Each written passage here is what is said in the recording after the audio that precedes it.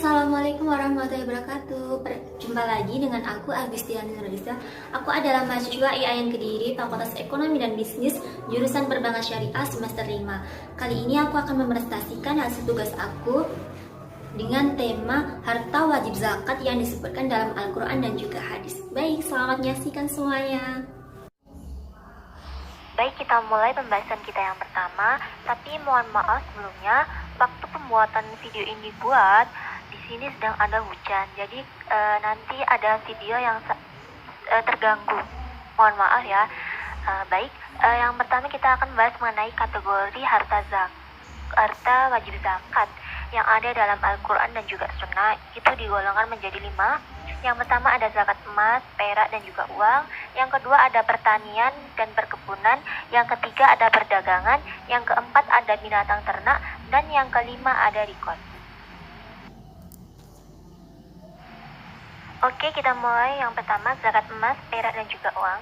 Dalam pandangan Islam, emas dan perak merupakan harta yang berkembang karena menjadi simpanan dan berpotensi. Zakat mal yang kita sering sebut ya, atau zakat emas, perak, dan juga uang, ini merupakan jenis kekayaan yang wajib dikeluarkan zakatnya. Kewajiban zakat ini terdapat pada Quran Surat At-Taubah ayat 34-35.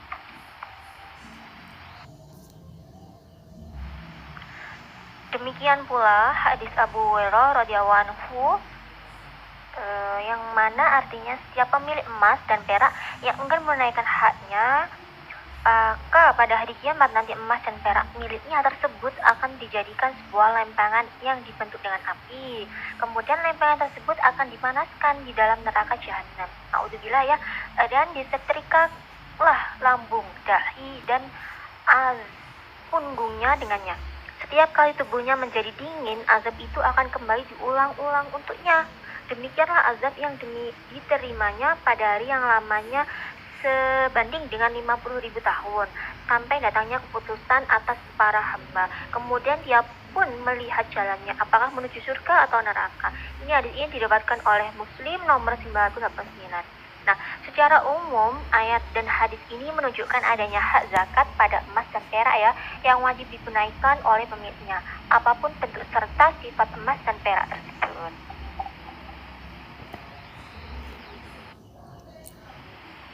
Nisab zakat emas, perak, dan juga uang. Yang pertama ada nisab emas, terdapat perbedaan pendapat.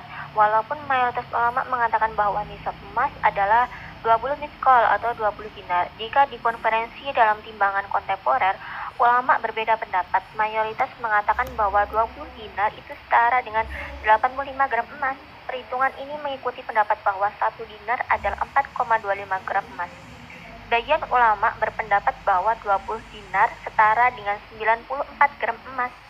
Sebagian kecil ulama lagi seperti Hasan al-Basri mengatakan bahwa nisab emas adalah 40 dinar. Ada perak. Nisab perak yaitu 5 uqyah atau 200 dirham, karena mata uang perak atau dirham pada masa Nabi SAW lebih banyak peredarannya dibandingkan dengan uang emas yaitu dinar. Jika dikonferensi ke dalam timbangan kontemporer, terdapat perbedaan pendapat. Ada yang mengatakan bahwa 200 dirham setara dengan 595 gram karena 1 dirham itu setara dengan 2,975 gram, dan ada yang mengatakan bahwa ia setara dengan 672 gram perak dengan timbangan kontemporer. Pendapat bahwa 1 dirham setara dengan 3,36 gram perak. Yang ketiga ada uang. Uang yang disimpan entah di bawah tempat tidur atau bank alias tidak diputar untuk modal usaha tetap wajib dikeluarkan zakatnya jika telah mencapai nisab atau jumlah tertentu sehingga wajib zakat senilai harga 85 gram emas murni.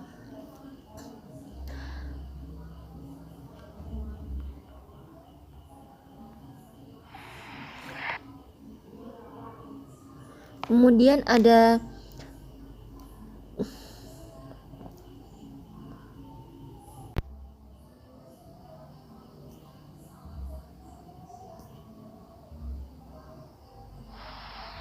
Kemudian kadar zakat. Kadar zakat yang harus dikeluarkan, ulama sepakat bahwa zakatnya adalah 2,5% dari total aset keuangan yang dimiliki.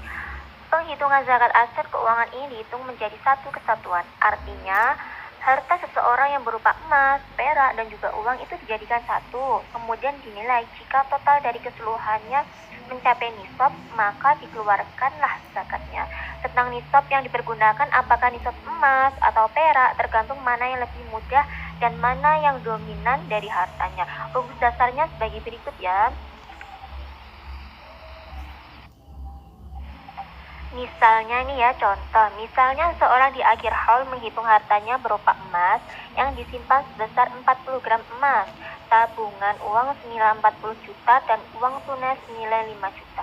Jika harga emas pada waktu itu 500.000 per gramnya, maka total harga orang tersebut adalah senilai 65 juta rupiah.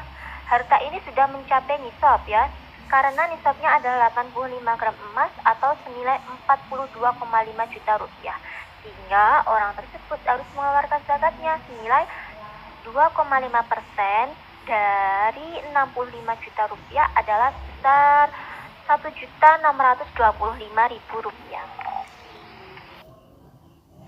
Pembagian kedua ada zakat hasil pertanian dan perkebunan. Dalam kajian fikih klasik, hasil pertanian adalah semua hasil pertanian yang ditanam menggunakan bibit-bijian yang hasilnya dapat dimakan oleh manusia, juga hewan, serta yang lain sebagainya. Sedangkan yang dimaksud hasil perkebunan adalah buah-buahan yang berasal dari pepohonan atau umbi-umbian.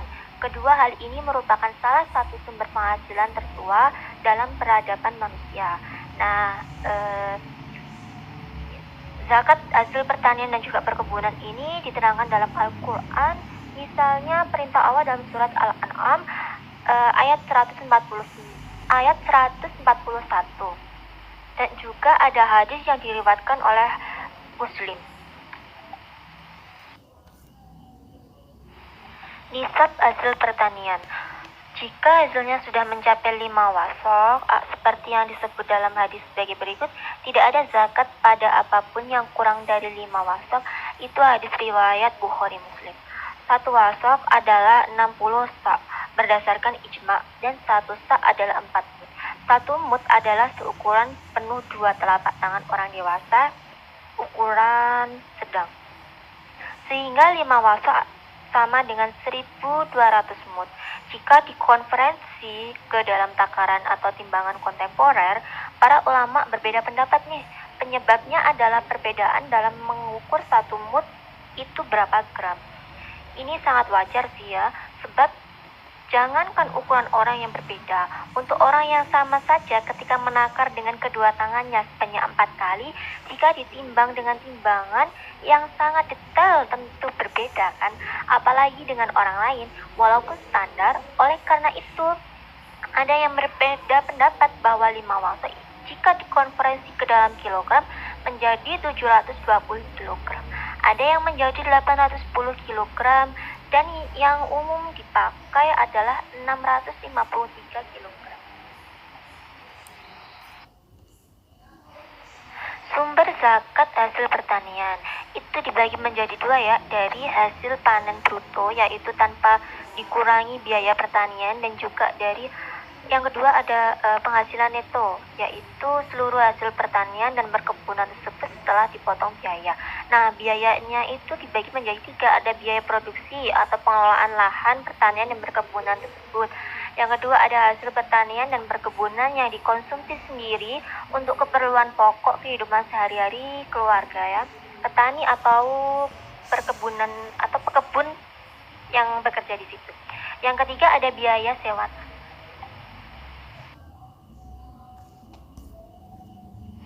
Kemudian kadar zakat pertanian itu yang pertama, apabila hasil pertanian tidak butuh biaya dan tenaga dalam pengairannya, misalnya lahannya sangat mudah air, tercakup aliran irigasi dari pemerintah yang gratis, atau sifat tanamannya tidak butuh banyak air seperti umumnya tanaman perkebunan. Dalam kasus ini, presentase zakatnya itu sebesar 10% atau 1/10 dari hasil pertanian. Yang kedua, adapun zakat yang irigasinya itu menggunakan alat dan tenaga serta membutuhkan biaya, maka presentasi zakatnya adalah 5% atau 1:20.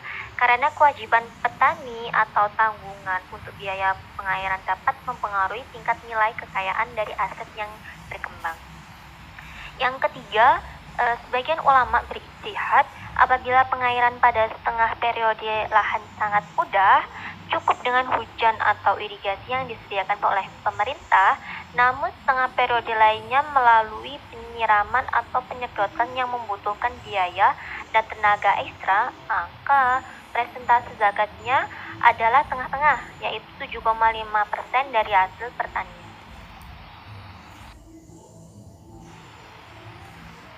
Sebagian kalangan menghubungkan antara potongan biaya pengelolaan dengan presentasi zakat. Yang pertama itu jika hasil biaya produksi menjadi pengurang dari hasil panen pertanian dan perkebunannya, artinya yang dihitung adalah hasil panen neto, maka sumber aset wajib zakatnya mengikuti presentasi zakatnya sebesar 10%. Nah, jika apabila biaya pengelolaan tidak menjadi faktor pengurangan hasil panen, maka presentasi zakatnya disamakan dengan lahan irigasi yaitu sebesar 5%.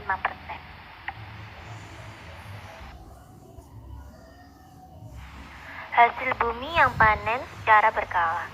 Hasil bumi yang panennya berdekatan atau tidak kenal musim panen namun berumur pendek seperti cabai, tomat, dan lain sebagainya. Ketentuan waktu panennya adalah digabung dalam musim panen sampai habis atau petani dan pekebun dewasa ini mengolah lahannya sehingga dapat menghasilkan panen pada setiap minggu, bulan, atau beberapa kali dalam satu periode musim tanam. Untuk kondisi seperti ini dapat diterapkan sistematika haul untuk kewajiban zakatnya. Dengan begitu petani yang mengalami panen sebanyak 12 kali dalam setahun misalnya dapat menggabungkan terlebih dahulu seluruh hasil bersih panennya untuk kemudian dibayarkan kewajiban zakatnya di akhir tahun. Lanjut zakat binatang ternak. Binatang ternak yang wajib dizakati adalah binatang yang dipelihara dengan tujuan untuk dikembangkan. Kemudian ketentuan binatang ternak, kategori aset wajib zakat binatang ternak atau an'am. Jika peternakan sudah berlangsung lebih dari masa 1 tahun. Yang kedua, binatang ternak digembalakan di tempat-tempat umum atau shaimah. Selain itu, binatang ternak tersebut tidak dimanfaatkan untuk kepentingan alat produksi atau pembajak sawah. Yang ketiga, ketentuan volume zakat yang wajib dikeluarkan sudah ditentukan dengan karakteristik tertentu dan diambil dari binatang ternak itu sendiri. Jika kesulitan, menurut mazhab Hanafi boleh diganti dengan uang senilai harta zakat. Namun menurut mazhab lainnya tidak bisa diganti dengan uang. Yang keempat, zakat yang dikeluarkan adalah yang kualitas sedang. Petugas zakat tidak boleh mengambil zakat dari hewan yang berkualitas unggul dan pemilik tidak boleh memberikan hewan untuk zakat dari hewan dengan kualitas yang terendah. Cacat misalnya. Dengan demikian zakat ini diambil dari jenis yang memiliki kualitas sedang-sedang saja.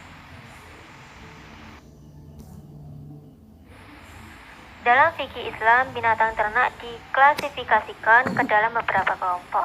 Ada 3 kelompok Yang pertama, pemeliharaan hewan yang ditunjukkan untuk memenuhi kebutuhan pokok atau alat produksi. Misal memelihara kerbau yang dimanfaatkan untuk kepentingan membajak sawah atau kuda yang dimanfaatkan sebagai alat transportasi atau penarikan delman. Ternak kategori ini tidak wajib disakati. Yang kedua, hewan yang dipelihara untuk tujuan memproduksi suatu hasil komoditas tertentu, seperti misalnya binatang yang disewakan atau hewan pedaging atau hewan susu perahan. Binatang semacam ini termasuk jenis binatang maklufat atau binatang ternak yang dikandangkan. Binatang ini tidak termasuk kategori ternak yang kena zakat hewan ternak, tetapi masuk kategori zakat mustaqhalat. Yang ketiga, ada hewan yang digembalakan untuk tujuan peternakan atau pengembangbiakan. Jenis hewan ternak seperti inilah yang termasuk dalam kategori aset wajib zakat binatang ternak atau zakat. Biasanya yang tujuan diternakan akan dikembalakan, bukan dikandangkan. Karena itu ulama mensyaratkan zakat ternak adalah yang digembalakan. Dalam fikih zakat binatang ternak yang wajib dizakati itu ada 3 kategori. Yang pertama unta dan berbagai macam jenisnya. Yang kedua ada sapi dan berbagai macam jenisnya juga, termasuk kerbau ya.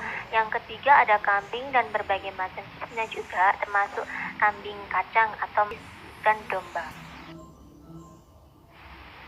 Nisab unta dan kadar zakatnya. Nisab unta adalah 5 ekor. Seseorang wajib mengeluarkan zakat unta jika memiliki 5 ekor dan berlaku 1 tahun. Sedang penghitungan zakat unta adalah sebagai tabel berikut ini ya. Misal 5 ekor unta berarti 1 ekor kambing, 10 ekor unta berarti 2 ekor kambing, 150 ekor unta berarti 3 ekor khihoh. Khihoh itu unta umur 3 tahunan masuk tahun keempat. Sedangkan intimah itu unta betina umur 1 tahun masuk tahun kedua.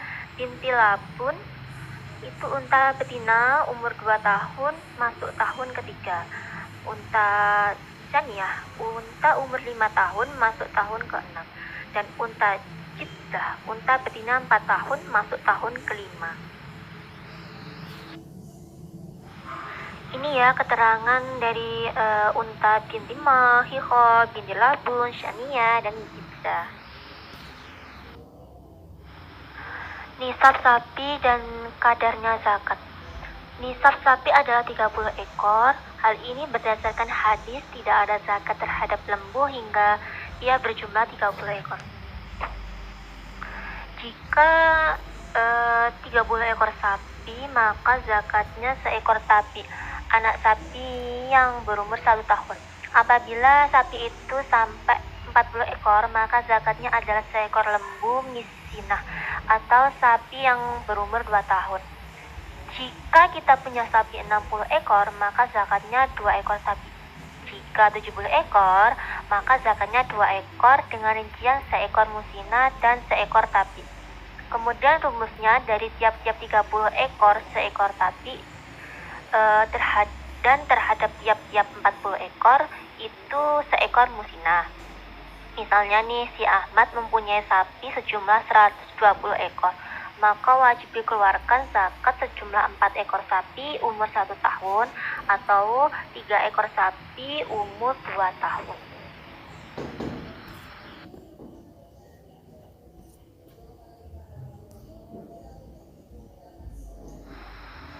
Nisab kambing dan kadar zakatnya.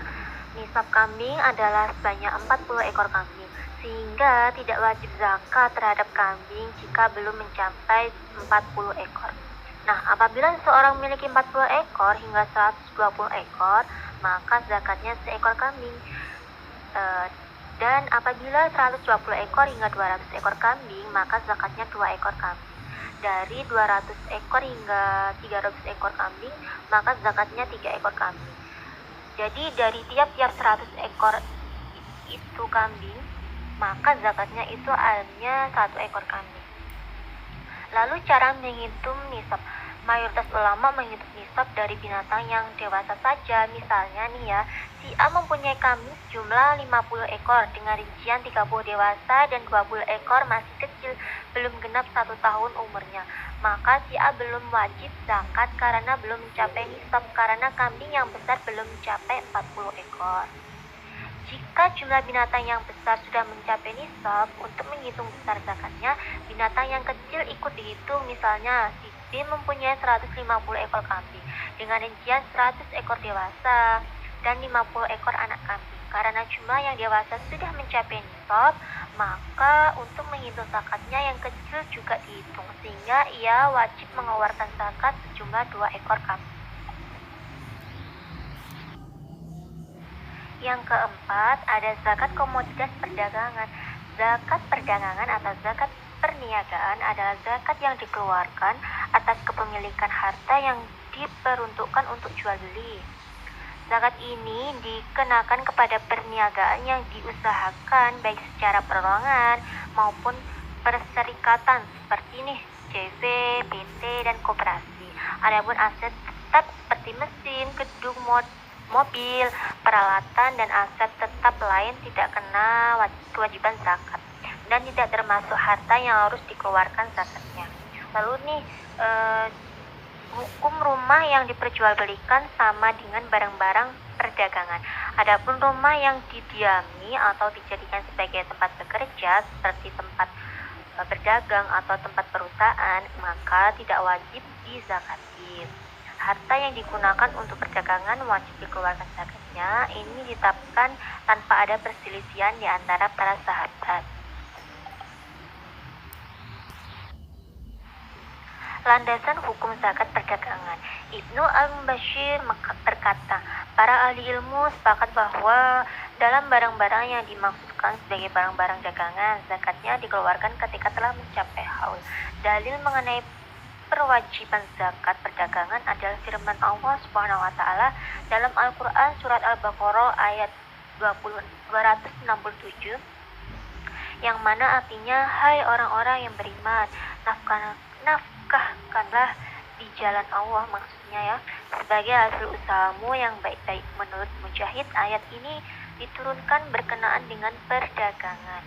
Kemudian ada juga Abu Amr bin Hammas meriwayatkan bahwa ayahnya berkata, saya pernah disuruh oleh Umar.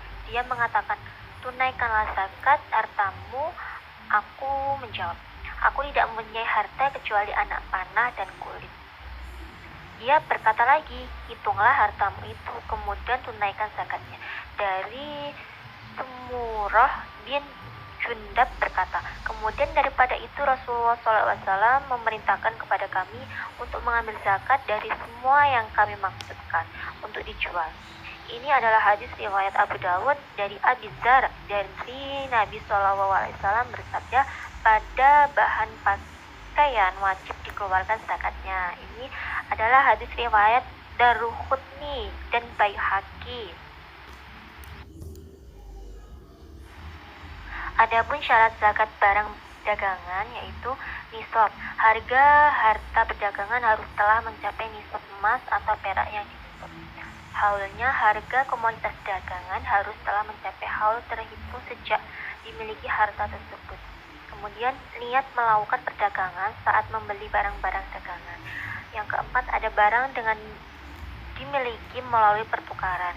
Yang kelima, ada harta dagangan tidak dimasukkan sebagai kunyah atau sengaja dimanfaatkan oleh diri sendiri dan tidak diperdagangkan.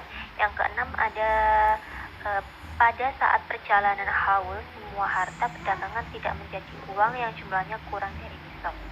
Yang ketujuh, si muzaki harus menjadi pemilik komoditas yang diperjualbelikan, baik kepemilikannya itu diperoleh dari hasil usaha dagang maupun tidak, seperti kepemilikan yang didapat dari warisan atau hadiah dan lain sebagainya. Kemudian nisab dan kadar zakat perdagangan. Mayoritas fuqaha sepakat bahwa nisabnya adalah sepadan dengan nisab zakat aset keuangan, yaitu 20 miskol atau 20 dinar yang setara dengan 85 gram emas atau 200 dirham perak. Penetapan nilai aset telah mencapai nisab ditentukan pada akhir masa haul. Hal ini disesuaikan dengan prinsip independensi tahun keuangan sebuah usaha.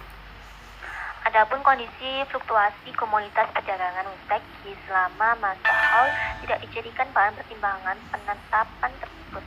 Selain itu, kategori zakat komoditas perdagangan dihitung berdasarkan asas bebas dari semua tanggungan keuangan. Dengan demikian, zakat tidak dapat dihitung kecuali pada waktu tertentu, yaitu pada akhir masa haul. Pada akhir masa haul tidak akan ada pengurangan lagi yang terjadi pada aset pedagang yang diwajibkan membayar zakat. usaha telah memasuki tahun tutup buku atau akhir tahun ya, yang bisa kita sering sebut. Yang terakhir ada zakat rikos. Menurut ulama Hanafi, rikos adalah semua barang yang ditemukan dalam perut bumi, termasuk di dalamnya barang tambang. Menurut mereka, rikos ialah barang tambang dan harta yang terpendam. Keduanya sama dan masing-masing terkena 1/5 atau 20%. Sedang menurut para fuqaha Syafi'i, rikos adalah harta terpendam peninggalan masa lampau. Oleh karena itu, barang tambang tidak termasuk rikos. Dari dasar dari kewajiban zakat atas rikos ini adalah hadis Nabi SAW yang diriwayatkan oleh Abu Hurairah dari Rasulullah SAW bersabda, dan dalam harta terpendam rikos 1/5. Hadis riwayat muttafaq alaih. Harta terpendam tidak terlepas dari 5 keadaan. Yang pertama, ditemukan di tanah tak bertuan. Barang temuan seperti ini menjadi milik orang yang menemukan. Nantinya ia akan mengeluarkan zakat sebesar 20% dan sisanya 80% ini jadi miliknya. Nabi SAW mengatakan mengenai seorang yang menemukan harta terpendam. Ini diriwayatkan oleh hadis riwayat Abu Daud nomor 1710. Syafi'i dalam musnadnya 673, Ahmad 207 dan Al-Baihaqi 155. Kedua, ditemukan di daerah yang berpenduduk, seperti menemukan barang terpendam perkebunan milik pemerintahan di jalan atau lainnya. Harta temuan ini diperintahkan untuk mengemukakannya sebagaimana barang temuan Lukoto. Jika datang pemiliknya, maka itu jadi miliknya. Jika tidak, maka menjadi milik orang yang menemukan sebagaimana disebutkan dalam hadis sebelumnya ya. Yang ketiga, jika barang ditemukan di tanah milik orang lain. Ada 3 pendapat dalam masalah ini. Yang pertama, tetap jadi milik pemilik tanah. Demikian pendapat Abu Hanifah, Muhammad bin Al-Hasan, kias dari perkataan Imam Maliki, dan salah satu pendapat dari Imam Ahmad. Yang kedua, menjadi milik orang yang menemukan. Inilah pendapat yang lain dari Imam Ahmad dan Abu Yusuf. Mereka berkata bahwa yang namanya harta terpendam bukanlah jadi milik si pemilik tanah, namun menjadi milik siapa saja yang menemukan. Yang ketiga, dibedakan, yaitu jika pemilik tanah mengenai harta tersebut, maka itu jadi miliknya. Jika si pemilik tanah tidak dikenalnya, harta tersebut menjadi milik si pemilik tanah pertama kali. Demikian dalam mazhab Syafi'i ya. Keempat, barang ditemukan di tanah yang telah berpindah kepemilikan dengan jalan jual beli atau semacamnya. Nah, di sini itu ada 2 pendapat. Yang pertama, harta seperti ini menjadi milik yang menemukan di tanah miliknya saat ini karena sudah dijual belikan ya. Demikian pendapat Maliki, Abu Hanifah, dan pendapat yang masyhur dari Imam Ahmad, selama pemilik pertama tanah tersebut tidak mengklaimnya, maka itu menjadi milik si pembeli. Dan yang kedua, ada harta tersebut menjadi milik pemilik tanah sebelumnya jika ia mengenali harta tersebut. Jika tidak dikenal, maka menjadi pemilik tanah sebelumnya lagi. Dan begitu seterusnya. Jika tidak di antara pemilik tanah sebelumnya yang mengenalnya, maka perlakuannya seperti luwata atau barang temuan. Yang kelima, jika ditemukan di negeri kafir harbi atau negerinya orang kafir yang boleh diperangi, jika ditemukan dengan cara orang kafir atau dikalahkan dalam perperangan, maka status harta yang terpendam tadi menjadi ghanimah atau harta rampasan perang. Jika harta tersebut mampu dikuasai dengan sendirinya tanpa pertolongan seorang pun, maka ada 2 pendapatnya. Yang pertama, harta tersebut menjadi milik orang yang menemukan. Demikian pendapat dalam mazhab Ahmad. mereka hiaskan dengan harta yang ditemukan di tanah tak bertuan. Yang kedua, jika harta tersebut dikenali oleh orang yang memiliki tanah tersebut, yaitu orang kafir, harbi, dan ia ngotot mempertahankannya, maka status harta tersebut adalah ghanimah. Yang mana ghanimah tadi adalah harta rampasan perang. Jika tidak dikenal dan tidak ngotot dipertahankan, maka statusnya seperti rikos atau harta karun ya. Demikian pendapat Maliki, Abu Hanifah, dan Syafi'i. Masing-masing mereka memiliki rincian dalam masalah nisab, kadar, dan ketentuan zakat rikos ya. Nisab zakat rikos tidak ada hadis yang menjelaskannya. Oleh karena itu ulama berbeda pendapat. Pendapat pertama, mazhab Hanafi dan jumhur ulama berpendapat bahwa dalam rikos tidak ada nisabnya. Berapapun barang terpendam yang ditemukan wajib dikeluarkan zakatnya sejumlah 20%. Sedang menurut mazhab Syafi'i, dalam rikos tetap disyaratkan nisab, yaitu disamakan dengan nisab emas dan perak senilai 85 gram emas. Pendapat kedua, seseorang yang menemukan harta karun yang nilainya kurang dari senilai 85 gram emas, maka belum diwajibkan zakat. Demikian juga dengan haulnya ya. Mazhab Hanafi tidak mensyaratkan haul dalam zakat rikos. Ketika tanpa melihat besar atau kecilnya harta temuan tersebut. Nah, sedangkan ulama mazhab Syafi'i mensyaratkan adanya haul dalam kewajiban zakat rikos. Karena itu orang yang menemukan rikos baru wajib membayar zakatnya setelah berlalu 1 haul kemudian.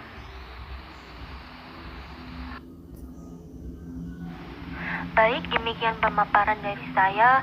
Kurang lebihnya saya mohon maaf. Jika ada yang tidak enak didengar, saya mohon maaf. Semoga ilmunya bermanfaat. Akhirul kalam. Wassalamualaikum warahmatullahi wabarakatuh.